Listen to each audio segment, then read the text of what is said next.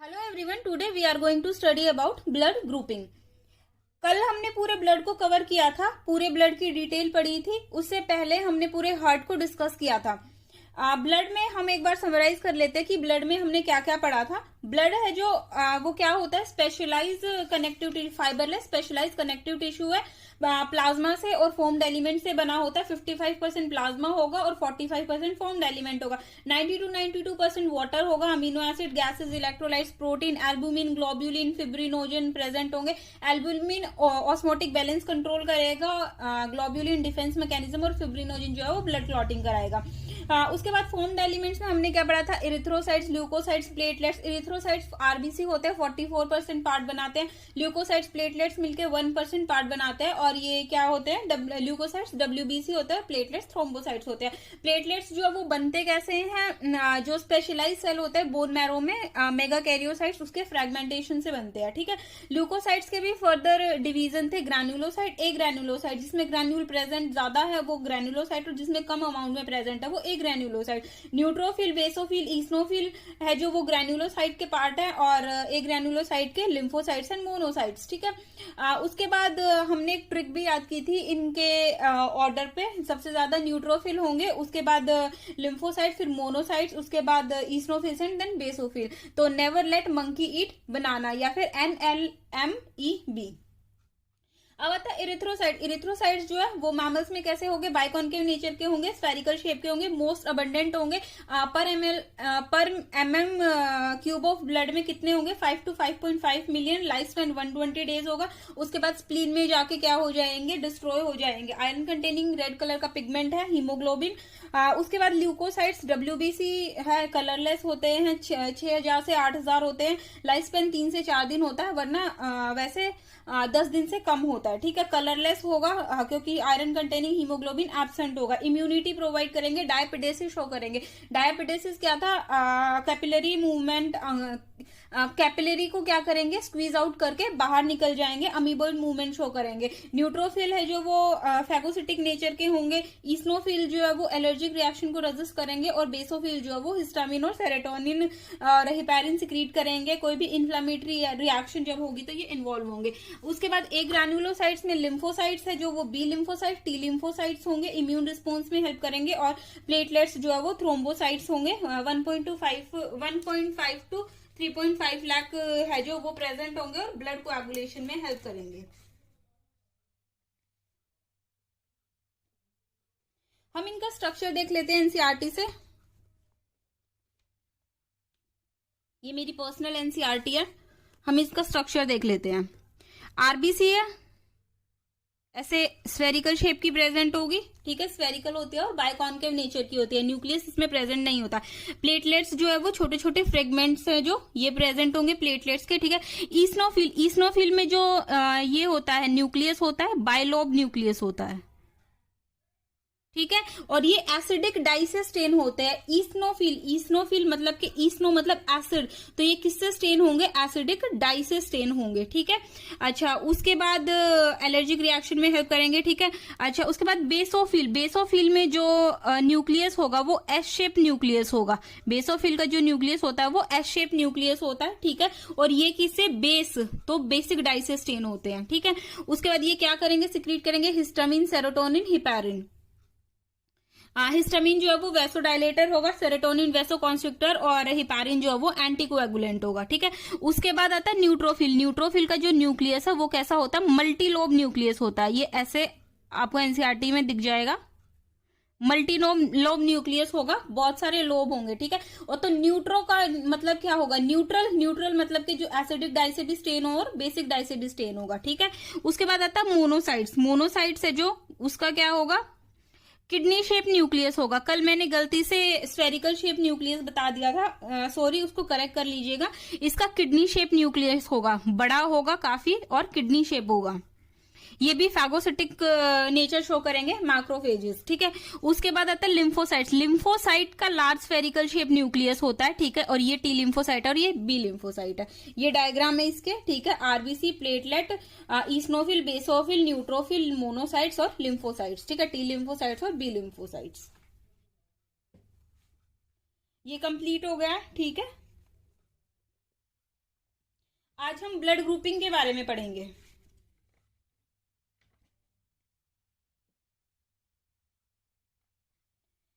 अब हम further move करते हैं और ब्लड ग्रुपिंग के बारे में पढ़ते हैं। ब्लड ग्रुपिंग जो है वो सबसे पहले दी किसने थी? साइंटिस्ट थे एक, Karl Landsteiner. Karl Landsteiner थे एक साइंटिस्ट, उन्होंने ब्लड ग्रुपिंग का कॉन्सेप्ट है जो वो दिया था। ठीक है, ब्लड ग्रुपिंग जो है वो एग्जाम्पल होता है, ये हम जेनेटिक्स में पढ़ेंगे, बस इतना याद रख लीजिए। कोडोमिनेंस का एग्जाम्पल होता है, कोडोमिनेंस और मल्टीपल एलेलिज्म का।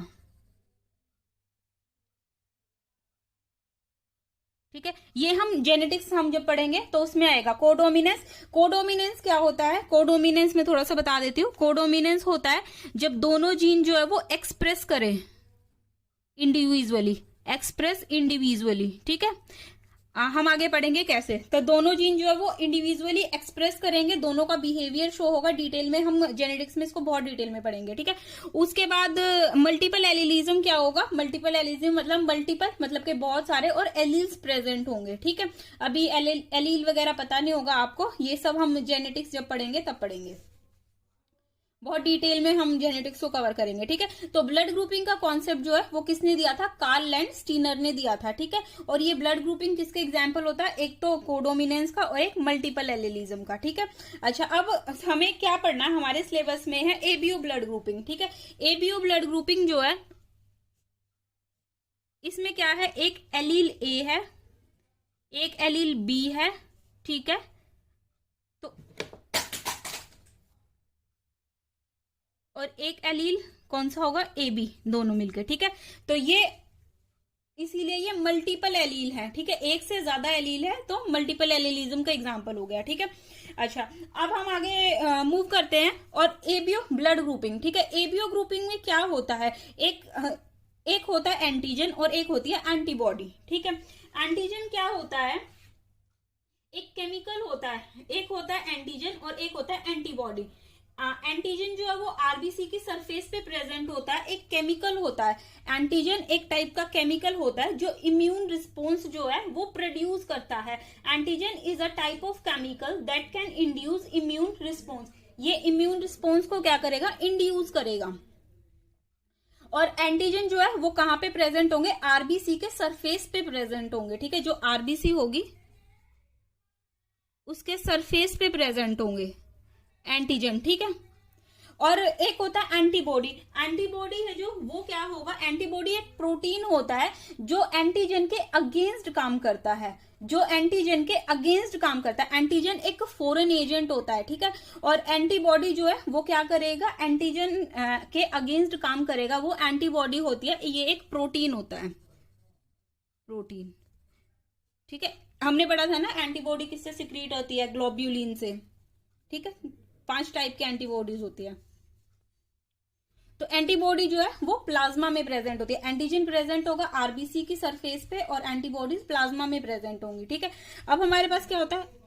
ए बी और ओ। ठीक है, हमारे सबको पता है कि 4 टाइप के ब्लड ग्रुप होते हैं, ए बी और ओ। ठीक है, ब्लड ग्रुप ए है जो वो कब होगा? जब आरबीसी की सरफेस पे एंटीजन ए प्रेजेंट होगा, आरबीसी की सरफेस पे एंटीजन ए प्रेजेंट होगा तो ब्लड ग्रुप कौन सा होगा? ए ब्लड ग्रुप होगा। अगर किसी पर्सन की आरबीसी की सरफेस पे एंटीजन बी प्रेजेंट है तो उसका ब्लड ग्रुप कौन सा होगा? बी ब्लड ग्रुप होगा। अगर किसी की आरबीसी की सरफेस पे दोनों प्रेजेंट है, ए भी प्रेजेंट है बी भी प्रेजेंट है, एंटीजन ए भी प्रेजेंट है एंटीजन बी भी प्रेजेंट है, तो कौन सा होगा ब्लड ग्रुप? उसका ए बी ब्लड ग्रुप होगा। ठीक है, और अगर उसकी सरफेस पे कुछ भी प्रेजेंट नहीं है, ना तो ए प्रेजेंट है ना बी प्रेजेंट है, तो कौन सा ब्लड ग्रुप होगा? ओ ब्लड ग्रुप होगा। ओ मतलब के 0। ठीक है, ये लिखा हुआ है यहाँ पे। अगर ब्लड ग्रुप ए कब होगा? जब एंटीजन ए प्रेजेंट होगा। ब्लड ग्रुप बी कब होगा? जब एंटीजन बी प्रेजेंट होगा। ब्लड ग्रुप ए बी कब प्रेजेंट होगा? जब एंटीजन ए और बी दोनों प्रेजेंट होंगे। और ओ कब होगा? जब एक भी प्रेजेंट नहीं होगा, नील। अब आ जाता है एंटीबॉडी का कॉन्सेप्ट। एंटीबॉडी का कॉन्सेप्ट क्या होता है, एंटीबॉडी एंटीजन के अगेंस्ट काम करती है, ठीक है। तो अगर एंटीजन ए प्रेजेंट होगा तो उस पर्सन की बॉडी में एंटीबॉडी बी प्रेजेंट होगी। अगर बी एंटीजन प्रेजेंट होगा तो उसकी बॉडी में एंटीबॉडी ए प्रेजेंट होगी। अगर दोनों प्रेजेंट है तो कोई भी एंटीबॉडी नहीं बनाएगा उसका ब्लड, और अगर ओ होगा तो उसका ब्लड जो है वो ए और बी दोनों एंटीबॉडी बनाएगा। इसीलिए हम ब्लड ट्रांसफ्यूजन से पहले क्या करते हैं, ब्लड ग्रुपिंग मैच करते हैं, क्योंकि किसी को भी कोई भी ब्लड दिया नहीं जा सकता है। अब मानो कि अगर कोई पर्सन है, उसका ब्लड ग्रुप ए है, उसकी आरबीसी की सरफेस पे A blood group present, sorry A antigen present है, ठीक है, तो उसके प्लाज्मा में कौन सी एंटीबॉडी प्रेजेंट होगी, बी एंटीबॉडी प्रेजेंट होगी, ठीक है। अगर हम उस ए वाले पर्सन को बी ब्लड ग्रुप दे दें, ठीक है, बी ग्रुप का ब्लड है जो वो ट्रांसफ्यूज कर दे, तो क्या होगा, उसके ब्लड में ऑलरेडी एंटी बी प्रेजेंट है, ठीक है, तो उसके पास क्या होगी, ऑलरेडी एंटीबॉडी प्रेजेंट होगी बी के अगेंस्ट, ठीक है। तो क्या करेंगी, आरबीसी को क्लम्प कर देंगी, ठीक है, आरबीसी डिस्ट्रक्ट होना शुरू हो जाएगी, ठीक है, और क्या होगा, उसकी डेथ हो जाएगी। क्लम्पिंग ऑफ आरबीसी बोलते हैं इसको, आरबीसी की क्लम्पिंग होनी शुरू हो जाएगी, मतलब कि आरबीसी ब्लड जो है उसका वो फटना शुरू हो जाएगा, जैसे दूध फटता है ना, ऐसे फटना शुरू हो जाएगा। तो क्लम्पिंग, डिस्ट्रक्शन ऑफ आरबीसी हो जाएगी, या फिर क्लम्पिंग ऑफ आरबीसी, हीमोलिसिस होना शुरू हो जाएगा, आरबीसी जो है वो टूटना शुरू हो जाएंगी। उससे उस पर्सन को क्या होगा, अनीमिया होगा और डेथ हो जाएगी उसकी, ठीक है। तो अभी है कि क्या, हाँ, अब हम ए वाले बंदे को, ठीक है, अगर किसी पर्सन का ब्लड ग्रुप ए है, उसके आरबीसी के सरफेस पे ए एंटीजन प्रेजेंट है, तो उसके प्लाज्मा में कौन सी एंटीबॉडी प्रेजेंट हुई, बी एंटीबॉडी प्रेजेंट हुई, ठीक है। हम उसको ब्लड कौन सा दे सकते हैं, उसके पास ए एंटीबॉडी नहीं है तो हम उसको ए दे सकते हैं और ओ भी दे सकते हैं। ओ क्यों दे सकते हैं, क्योंकि ओ के पास कोई एंटीजन ही नहीं है, ओ के पास कोई एंटीजन है ही नहीं, ठीक है, तो ओ हम उसको दे सकते हैं। उसके बाद आता है B blood group. B blood group में क्या होगा, उसके पास एंटीजन बी है तो एंटीबॉडी ए की प्रेजेंट होगी, तो हम इसको ए ब्लड ग्रुप नहीं देंगे, ए ब्लड ग्रुप नहीं देंगे, हम इसको कौन सा देंगे, बी दे सकते हैं और ओ दे सकते हैं, ठीक है। उसके बाद ए बी है, ए बी के पास एंटीजन ए बी प्रेजेंट है, बी भी प्रेजेंट है, लेकिन इसके पास एंटीबॉडी कोई भी प्रेजेंट नहीं है, इसीलिए इसको ए बी एंटीबॉडी, सॉरी ए, इसको ब्लड ग्रुप कौन कौन सा ब्लड दे सकते हैं, ए बी दे सकते हैं, ठीक है, जो तो इसका सेम है, ए बी दे सकते हैं और बी भी दे सकते हैं, ठीक है, क्योंकि इसके ब्लड में किसी के भी अगेंस्ट एंटीबॉडी है ही नहीं, ठीक है।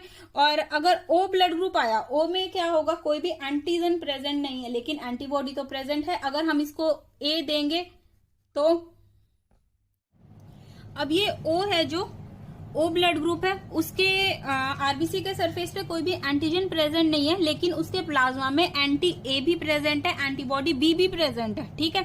तो हम अगर इसको ए ब्लड ग्रुप देंगे, ठीक है, ए एंटीजन अगर हम इसको प्रोवाइड करेंगे तो क्या होगा, वही सेम आरबीसी क्लम्प कर जाएंगी। बी देंगे तो भी आरबीसी, क्योंकि इनके पास एंटीजन ए और बी के अगेंस्ट एंटीबॉडीज है, तो इसको हम क्या दे सकते हैं, ओनली ओ दे सकते हैं, ठीक है। तो हम इससे हम ए बी वाले ब्लड ग्रुप को देखो, ए शुरू से रिवाइज करते हैं। अगर ब्लड ग्रुप किसी का ए है तो उसकी आरबीसी की सरफेस पे एंटीजन कहां प्रेजेंट होता है, आरबीसी की सरफेस पे, और एंटीबॉडी है जो वो प्लाज्मा के अंदर प्रेजेंट होती है, ठीक है। तो अगर ब्लड ग्रुप ए है तो उसकी आरबीसी की सरफेस पे एंटीजन ए हुआ, एंटीबॉडी बी हुई उसके प्लाज्मा में, तो उसको कौन कौन सा दे सकते हैं, ए भी दे सकते हैं और ओ भी दे सकते हैं। ओ क्यों दे सकते हैं, क्योंकि ओ के पास कोई भी एंटीजन है ही नहीं, ओ के पास कोई भी एंटीजन है ही नहीं, उसमें एंटीजन प्रेजेंट ही नहीं है, एंटीबॉडी प्रेजेंट है लेकिन हमें एंटीजन देना है, ठीक है, तो ओ एक तरह से निल है, ठीक है। उसके बाद बी है, जो उसके पास एंटीजन बी प्रेजेंट है, एंटीबॉडी ए प्रेजेंट है, तो इसका जो डोनर होगा वो कौन सा होगा, बी और ओ, ब्लड ग्रुप बी और ब्लड ओ। ए बी जो है उसके पास एंटी ए बी प्रेजेंट है, एंटीजन बी भी प्रेजेंट है और एंटीबॉडी प्रेजेंट नहीं है, तो इसको हम ए भी दे सकते हैं, बी भी दे सकते हैं, ए बी दे सकते हैं और ओ भी दे सकते हैं, इसको ओ भी दे सकते हैं। ओ यूनिवर्सल डोनर होता है, ये हम पढ़ेंगे आगे। अब ओ आया, ओ में कोई भी शुगर है ही नहीं, कोई भी एंटीजन ही नहीं है, तो क्या होगा, इसके पास एंटीबॉडी है लेकिन ए की भी और बी की भी, ठीक है, तो इसका डोनर ग्रुप कौन सा होगा, ओ, ओ ही होगा, ठीक है। इसको हम कोई भी नहीं दे सकते, सिर्फ ओ दे सकते हैं। ए बी नहीं दे सकते, बी भी नहीं दे सकते, ए बी भी नहीं दे सकते, क्योंकि ए बी के पास तो दोनों एंटीजन प्रेजेंट है। ठीक, ये क्लियर हो गया। अब ए बी ग्रुप जो होता है, ए बी ग्रुप जो है होता है वो क्या होता है, यूनिवर्सल रेसिपिएंट होता है। मतलब ए बी ब्लड ग्रुप जिसका है उसको हम हर ब्लड दे सकते हैं, कोई भी ब्लड, ए बी दे सकते हैं, ए बी भी दे सकते हैं, ए बी भी दे सकते हैं और ओ भी दे सकते हैं। लेकिन ओ जो है वो क्या होता है, यूनिवर्सल डोनर होता है। ओ जो है वो सबको दिया जा सकता है, लेकिन ओ वाले पर्सन को ओनली ओ ब्लड ग्रुप ही मिलेगा, ठीक है, और कोई ब्लड ग्रुप उसको दिया नहीं जा सकता। इसमें भी अगर हम मोर करेक्टली बोले तो ओ नेगेटिव जो है वो यूनिवर्सल डोनर होता है। ओ में भी ओ नेगेटिव है जो, वो यूनिवर्सल डोनर होता है रादर देन ओ पॉजिटिव, ठीक है। अभी हम पॉजिटिव नेगेटिव वाला कॉन्सेप्ट भी पढ़ेंगे क्या होता है। और ए बी पॉजिटिव जो है वो यूनिवर्सल रेसिपिएंट होता है, ठीक है। अच्छा, जो पॉजिटिव नेगेटिव वाला कॉन्सेप्ट आता है वो, ये जो पॉजिटिव नेगेटिव वाला कॉन्सेप्ट है ये हम RH ग्रुपिंग में पढ़ेंगे, RH पॉजिटिव, RH नेगेटिव, ठीक है। अच्छा, अभी तक हमने एंटीजन पढ़े, antigen A, antigen B, antigen A B, ये हमने पढ़े हैं, ठीक है। अच्छा, अब हम एक नया एंटीजन, फोर्थ एंटीजन पढ़ेंगे जिसको डी एंटीजन बोला जाता है, ठीक है। अच्छा, और ये इसको RH एंटीजन भी बोला जाता है, RH एंटीजन। ये जो एंटीजन है, ये जो एंटीजन है ये किस में प्रेजेंट होता है, रिसस मंकी में प्रेजेंट होता है। एक रिसस मंकी होता है उसमें प्रेजेंट होता है, ठीक है, इसीलिए इसको RH बोला गया ये, क्योंकि रिसस मंकी में प्रेजेंट है, बंदर में, हाँ बंदर में, तो रिसस मंकी में प्रेजेंट है। एक ब्रीड होती है मंकी की, रिसस, तो रिसस मंकी में प्रेजेंट है, इसीलिए इसको RH एंटीजन बोला जाता है, ठीक है। अच्छा, वैसे तो RH एंटीजन जो है वो मेजोरिटी 80% ह्यूमन बीइंग्स है जो उनमें प्रेजेंट होता है, लेकिन हर किसी में नहीं होता है, मेजोरिटी में प्रेजेंट होता है। इंडिया में देखा गया कि 80% में ये प्रेजेंट है, ठीक है। तो जिसमें प्रेजेंट होगा, जिसमें एंटीजन RH एंटीजन प्रेजेंट होगा वो RH पॉजिटिव, और जिसमें एब्सेंट होगा वो RH नेगेटिव। कॉमन सेंस है, ठीक है। तो ये पॉजिटिव नेगेटिव वाला कॉन्सेप्ट इसी में आता है। अगर किसी का ब्लड ग्रुप ए है और उसमें RH एंटीजन प्रेजेंट है तो उसका ब्लड ग्रुप ए पॉजिटिव हो जाएगा। अगर किसी का ब्लड ग्रुप ए बी है, उसमें RH एंटीजन जो है वो प्रेजेंट नहीं है, तो ये A B negative blood group हो जाएगा। ऐसे पॉजिटिव नेगेटिव वाला कॉन्सेप्ट जो है वो होता है, ठीक है। और RH ग्रुप है जो, वो भी मैच किया जाता है बिफोर ट्रांसफ्यूजन, ठीक है। तो RH group should be match before transfusion, ठीक है, वरना सेम RBC की क्लम्पिंग हो जाएगी, ब्लड जो है वो अगेंस्ट एंटीबॉडीज बनाना शुरू कर देगा, ठीक है। अब RH कंपैटिबिलिटी जो है वो बहुत इंपॉर्टेंट होती है ड्यूरिंग ब्लड ट्रांसफ्यूजन। एक केस आता है, बहुत इंपॉर्टेंट केस है RH इनकम्पैटिबिलिटी का, ठीक है। इसको हम एरिथ्रोब्लास्टोसिस फिटेलिस भी बोलते हैं, एरिथ्रोब्लास्टोसिस फिटेलिस, ठीक है। एक RH इनकम्पैटिबिलिटी का एक केस आता है जिसको हम क्या बोलते हैं, एरिथ्रोब्लास्टोसिस फिटेलिस, एरिथ्रोब्लास्टोसिस फिटेलिस। इसमें क्या होता है, प्रेगनेंसी का केस होता है।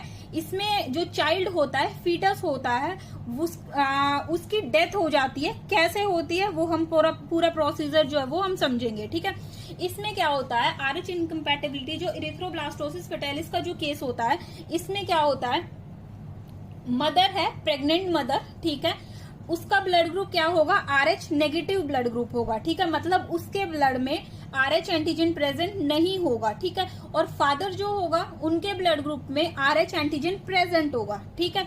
तो RH जो पॉजिटिव वाला होता है, ये RH पॉजिटिव है जो, ये डोमिनेंट कैरेक्टर होता है, डोमिनेंट कैरेक्टर होता है, ठीक है। अगर किसी एक में भी होगा तो चाइल्ड में आएगा ही आएगा, ठीक है। तो जो मदर है, प्रेग्नेंट मदर है, उनके ब्लड में RH नेगेटिव, उनका ब्लड ग्रुप जो है वो RH नेगेटिव है, मतलब उनके ब्लड में RH एंटीजन प्रेजेंट नहीं है। और फादर जो है उनके ब्लड में RH एंटीजन जो है वो प्रेजेंट है, तो उनका ब्लड जो है वो RH पॉजिटिव ब्लड है, ठीक है। तो फीटल ब्लड कैसा हो गया, RH पॉजिटिव हो गया due to father.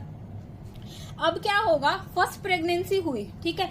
First pregnancy में ड्यूरिंग जेस्टेशन पीरियड, ठीक है। जेस्टेशन पीरियड क्या होता है, जब वूम के अंदर बेबी जो है वो डेवलप करता है, ठीक है, तो उसको जेस्टेशन पीरियड बोलते हैं। ये भी हम आगे आने वाले चैप्टर्स में पढ़ेंगे, ठीक है। तो क्या हुआ, फर्स्ट प्रेगनेंसी हुई, ड्यूरिंग जेस्टेशन पीरियड कोई भी मिक्सिंग नहीं होती फीटल ब्लड की और मैटरनल ब्लड की, मतलब मम्मा का और बेबी का ब्लड जो है वो मिक्स नहीं होता टिल पार्चुरेशन, जब तक पार्चुरेशन नहीं हुआ। पार्चुरेशन का मतलब होता है delivery of baby, delivery of baby, ठीक है। टिल पार्चुरेशन, जब तक पार्चुरेशन नहीं हुआ तब तक कोई भी फीटल और मैटरनल ब्लड की मिक्सिंग नहीं होगी। लेकिन ड्यूरिंग पार्चुरेशन, जब पार्चुरेशन होगा तो सम अमाउंट ऑफ ब्लड जो है वो क्या करेगा, प्लेसेंटा को क्रॉस करेगा, ठीक है। ये मिक्सिंग क्यों नहीं होता, ड्यू टू प्लेसेंटा, बैरियर होता है एक प्लेसेंटा, ठीक है।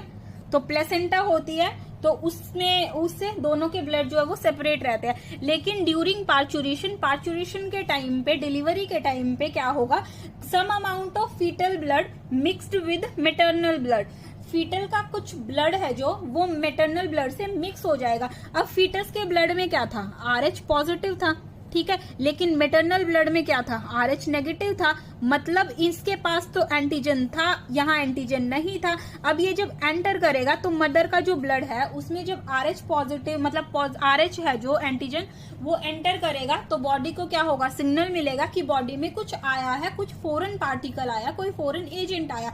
तो मैटरनल ब्लड जो है वो क्या करेगा, RH के अगेंस्ट एंटीबॉडी बनाना शुरू कर देगा, ठीक है। Maternal blood start preparing antigen, maternal blood start preparing antibody from against RH antigen, ठीक है। तो मैटरनल का जो ब्लड है, maternal blood start preparing antibody against RH antigen, RH antigen के अगेंस्ट मैटरनल ब्लड जो है वो एंटीबॉडी बनाना शुरू कर देगा, ठीक है। अब एंटीबॉडी बनाना शुरू किया तो फर्स्ट चाइल्ड जो है उसकी तो डिलीवरी हो गई विदाउट एनी कॉम्प्लिकेशन, कोई कॉम्प्लिकेशन नहीं हुई। लेकिन मदर का जो ब्लड है, उसकी जो बॉडी है उसमें जो ब्लड है उसमें क्या हो गया, RH एंटीजन जो है उसके अगेंस्ट एंटीबॉडी फॉर्म हो गई, ठीक है। उसके अगेंस्ट जब एंटीबॉडी फॉर्म हो गई तो अब क्या हुआ, फर्स्ट प्रेगनेंसी तो स्मूथली हो गई, ठीक है, डिलीवरी भी हो गई। लेकिन अब क्या होगा, ड्यूरिंग सेकेंड प्रेगनेंसी, अब सेकेंड प्रेगनेंसी हुई तो मदर का ब्लड जो है वो RH नेगेटिव ब्लड था, फादर का सेम RH पॉजिटिव, तो फीटस का इस बार भी पॉजिटिव ही होगा, ठीक है। तो क्या हुआ, मदर के ब्लड में ऑलरेडी क्या प्रेजेंट है, RH की एंटीबॉडी प्रेजेंट है, ठीक है। अब क्या होगा, ड्यूरिंग वापस क्या होगा, सेकेंड प्रेगनेंसी में वापस ड्यूरिंग पार्चुरेशन क्या होगा, अब जब ब्लड मिक्स होगा पार्चुरेशन के टाइम पे, दोबारा जब ब्लड मिक्स होगा, fetal blood and maternal blood जो है वो जब मिक्स होगा तो क्या होगा, जो मैटरनल ब्लड में एंटीबॉडीज हो, जो मैटरनल ब्लड में एंटीबॉडीज थी वो क्या करेंगी, जाके फीटल ब्लड के साथ मिक्स होंगी और उसका जितना भी RH एंटीजन है उसको क्या करेंगी, डिस्ट्रॉय करना शुरू कर देंगी, ठीक है। RH एंटीजन को एंटी RH बॉडी है जो वो किल करना शुरू कर देगी। तो इससे क्या होगा, एग्लूटिनेशन हो जाएगा। एग्लूटिनेशन मतलब कि RBC जो है वो क्लम्प होना शुरू हो जाएंगी और क्या होगा, हीमोलिसिस शुरू हो जाएगा, RBC जो है वो टूटना शुरू हो जाएंगी और ये जो कंडीशन होगी इससे क्या होगा, अनीमिया की कंडीशन होगी और फाइनली डेथ हो जाएगी सेकेंड बेबी की, ठीक है। अनीमिया से सेकेंड बेबी की डेथ हो जाएगी, ठीक है, या फिर उसको जॉन्डिस हो जाएगा। अनीमिया एंड जॉन्डिस भी होता है इसमें, जॉन्डिस, ठीक है। इसको हम क्या बोलते हैं, इरिथ्रोब्लास्टोसिस फिटालिस, इरिथ्रोब्लास्टोसिस फिटालिस। जो ब्लास्टोसिस मतलब के, इरिथ्रो मतलब के ब्लड, ठीक है, ब्लास्टोसिस ब्लड, ब्लास्टोसिस मतलब ब्लास्ट, क्लम्प, ब्लड की क्लम्पिंग हो गई फिटालिस, फीटस में, ठीक है। फीटस में ब्लड की क्या हो जाएगी, क्लम्पिंग हो जाएगी, ठीक है। तो इरिथ्रोब्लास्टोसिस फिटालिस, ये कंप्लीट हो गया है। मैं एक बार फटाफट समराइज कर देती हूँ, थोड़ा सा कॉम्प्लिकेटेड है ये वाला टॉपिक, बट आई होप आपको समझ आ गया होगा। मैं एक बार रिवाइज कर देती हूँ फटाफट। हमने आज क्या पढ़ा है, ब्लड ग्रुपिंग के बारे में पढ़ा है, ठीक है। ब्लड ग्रुपिंग जो है वो कार्ल लैंडस्टीनर ने दी थी। अगर हम जेनेटिक्स के अकॉर्डिंग बात करें तो क्या होगा, ये किसका एग्जांपल होता है, कोडोमिनेंस और मल्टीपल एलिलिज्म का एग्जांपल होता है। हमारे सिलेबस में क्या है, ABO blood grouping. ABO blood grouping जो है उसमें दो चीजें प्रेजेंट होती है, एक होता है एंटीजन, एक जो आरबीसी की सरफेस पे प्रेजेंट होता है, ठीक है, जो इम्यून सिस्टम के अकॉर्डिंग रिस्पॉन्स करता है, ठीक है, और एक होता है एंटीबॉडी। एंटीबॉडी जो है वो प्लाज्मा में प्रेजेंट होती है, ठीक है। एंटीबॉडी जो है वो एंटीजन के अगेंस्ट काम करती है, ठीक है। अच्छा, हमारे पास क्या होता है अब, ब्लड ग्रुपिंग में एंटीजन ए होता है, एंटीजन बी होता है, एंटीजन ए भी होता है, ठीक है, और ओ के पास कोई भी एंटीजन होता नहीं है। अगर ब्लड ग्रुप है जो वो ए ब्लड ग्रुप किसी का, तो उसके ब्लड में आरबीसी पे एंटीजन ए प्रेजेंट होगा, एंटीबॉडी बी प्रेजेंट होगी, और हम उसको ए ब्लड ग्रुप भी दे सकते हैं और ओ भी दे सकते हैं, ठीक है। ओ जो है वो यूनिवर्सल डोनर होगा और ए बी ब्लड ग्रुप जो है A B positive universal recipient होगा, ठीक है। बी जो है उसके पास एंटीजन बी प्रेजेंट होगी, एंटीबॉडी ए प्रेजेंट होगी। ए बी ब्लड ग्रुप वाले के पास एंटीजन ए और बी दोनों प्रेजेंट होंगे और एंटीबॉडी प्रेजेंट नहीं होगी, ठीक है। और ब्लड ग्रुप जिसके पास ओ है, जिसका ब्लड ग्रुप ओ है, उसके पास एंटीजन कोई प्रेजेंट नहीं होगा और एंटीबॉडी प्रेजेंट होगी, ठीक है। इसके बाद हमने आरएच ग्रुपिंग पढ़ी। आरएच ग्रुपिंग है जो वो एक डिफरेंट टाइप का एंटीजन है, 4 टाइप का एक एंटीजन है, ठीक है, जिसको डी एंटीजन भी बोला जाता है या फिर आरएच एंटीजन भी बोला जाता है, ठीक है। आरएच ग्रुपिंग जो है उसमें अगर आरएच एंटीजन प्रेजेंट है तो आरएच पॉजिटिव, नहीं प्रेजेंट है तो आरएच नेगेटिव, ठीक है। आरएच ग्रुप है जो वो भी मैच किया जाता है बिफोर ट्रांसफ्यूजन, ऐसे ही नहीं दे दिया जाता किसी को भी ब्लड, ठीक है। अब यहाँ पे एक केस आता है आरएच इनकम्पैटिबिलिटी का। आरएच इनकम्पैटिबिलिटी का जो केस है उसमें क्या होगा, प्रेग्नेंट मदर जो है उसका blood RH positive, sorry RH negative होगा और फीटस का ब्लड जो है वो आरएच पॉजिटिव होगा, ठीक है। फर्स्ट प्रेगनेंसी हुई, टिल पार्चुरेशन कोई भी मिक्सिंग नहीं हुई ब्लड की, सेपरेट रहे, किसके थ्रू, प्लेसेंटा के थ्रू, ठीक है। अच्छा, उसके बाद क्या होगा, during parturition some amount of fetal blood जो है वो मिक्स होगा मेटरनल ब्लड से, ठीक है।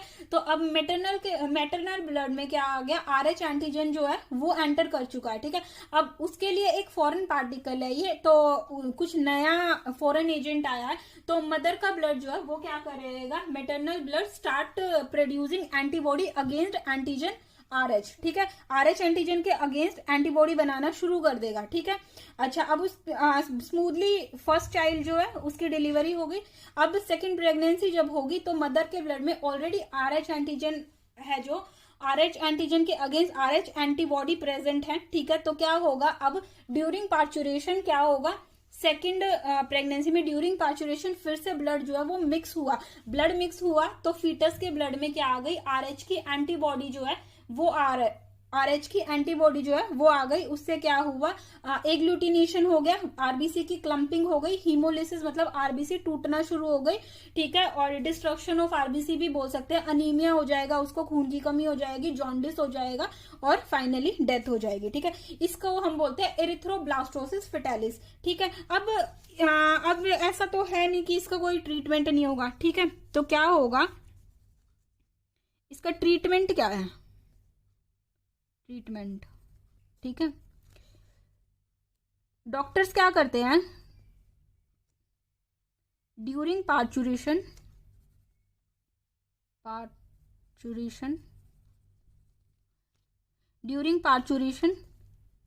Doctors administrative with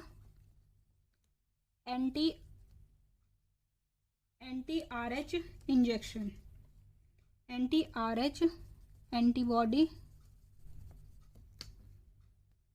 injection to mother immediately, दिख नहीं रहा, इमीडिएटली, ठीक है। इसका ट्रीटमेंट क्या है, पार्चुरेशन के टाइम पे, ठीक है, जैसे ही पार्चुरेशन हुआ, ड्यूरिंग नहीं आफ्टर पार्चुरेशन लिखना ज्यादा बेटर होगा, आफ्टर पार्चुरेशन के बाद डॉक्टर्स जो है वो क्या करेंगे, एंटी आरएच एंटीबॉडी का इंजेक्शन जो है वो मदर को इमीडिएटली दे देंगे, ठीक है, तुरंत दे देंगे, जिससे एंटीबॉडी जो है जो भी बनी है वो डिस्ट्रॉय हो जाए या फिर बन ही ना पाए, ठीक है। तो इसको क्या बोला जाता है, एंटी रोगम इंजेक्शन, तो जब भी ये केस होता है तो पहले दे देते हैं, जिससे सेकेंड प्रेगनेंसी में कोई कॉम्प्लिकेशन आए ही ना। ठीक है, this is all about blood grouping. I hope समझ आया होगा आपको। मैं एक दो क्वेश्चन और करा देती हूँ, जैसे कि स्पेस थोड़ा ही नहीं लिखने का, यहाँ लिख देते हैं। ए बी नेगेटिव कोई पर्सन है, उसको ए बी पॉजिटिव ब्लड दिया जा सकता है। ए बी नेगेटिव पर्सन है, उसको ए बी पॉजिटिव ब्लड दिया जा सकता है। बताओ, ए बी नेगेटिव का पर्सन है जो, उसको ए बी पॉजिटिव ब्लड दिया जा सकता है? तो नो। ए बी नेगेटिव वाले पर्सन को एरो गलत बना दिया, या ठीक है, ए बी नेगेटिव जो है उसको ए बी पॉजिटिव नहीं दिया जा सकता, क्योंकि इसके जो ब्लड है इसमें आर एच एंटीजन नहीं है, इसमें आर एच एंटीजन प्रेजेंट है। वही कहानी फिर से हो जाएगी, एंटीबॉडी बनाना शुरू होगा, क्लम्पिंग हो जाएगी आरबीसी की, आरबीसी डिस्ट्रक्ट होना शुरू हो जाएंगे। ठीक है, लेकिन अगर ए बी पॉजिटिव वाला पर्सन है, उसको ए बी नेगेटिव का ब्लड दिया जा सकता है, ये ट्रू है। क्यों? क्योंकि इसमें कोई एंटीजन प्रेजेंट नहीं है, इसमें एंटीजन प्रेजेंट है। ठीक है, तो एंटीजन प्रेजेंट है लेकिन एंटीबॉडी प्रेजेंट नहीं है, तो कोई दिक्कत नहीं होगी। ठीक है, अच्छा, अब अगर ओ पॉजिटिव पर्सन है, ठीक है, ओ पॉजिटिव पर्सन है जो, और ए पॉजिटिव है, ठीक है, तो क्या होगा? ए पॉजिटिव कोई पर्सन है, उसको ओ पॉजिटिव ब्लड दिया जा सकता है, यस दिया जा सकता है, लेकिन और ओ नेगेटिव जो है, ए पॉजिटिव किसी का ब्लड ग्रुप है, उसको ओ नेगेटिव ब्लड दिया जा सकता है, लेकिन अगर कोई बी पॉजिटिव है, ठीक है, और ए नेगेटिव है, ठीक है, तो ये केस पॉसिबल है नहीं। ठीक है, ये समझ नहीं आया होगा, मैं फिर से बता देती हूँ। अगर कोई पर्सन है जिसका blood group A B positive है, ठीक है, ए बी पॉजिटिव वाले को ए बी नेगेटिव ब्लड दिया जा सकता है। हाँ, क्यों? क्योंकि इसके ब्लड में एंटीजन प्रेजेंट नहीं है, लेकिन इसके ब्लड में एंटीजन प्रेजेंट है, तो ये इसको नहीं, पॉजिटिव वाला नेगेटिव वाले को नहीं दिया जा सकता इन सिंपल लैंग्वेज, और नेगेटिव वाला पॉजिटिव वाले को दिया जा सकता है। क्यों? क्योंकि नेगेटिव में एंटीजन प्रेजेंट नहीं होता और पॉजिटिव में एंटीजन प्रेजेंट होता है। आराम से एक बार समझ के ये सॉल्व करके देखना, और अगर नहीं होगा तो कमेंट बॉक्स में डाल देना, मैं डिटेल में इसका सोल्यूशन बता दूंगी। ठीक है, हाँ, this is all about today. I hope आपको अच्छी लगी होगी वीडियो, समझ भी आया होगा। मैंने ट्राई किया है उसको अच्छी तरह एक्सप्लेन करने का। अगर कोई भी क्वेरी है तो आप कमेंट बॉक्स में डाल सकते हैं, और पहले की वीडियोस जिसने नहीं देखी है आप जाके देख लीजिएगा, उनके लिंक डिस्क्रिप्शन बॉक्स में मिल जाएंगे। ठीक है, thank you so much. If you like the video, subscribe the channel और वीडियो को शेयर कीजिए आगे। Thank you so much.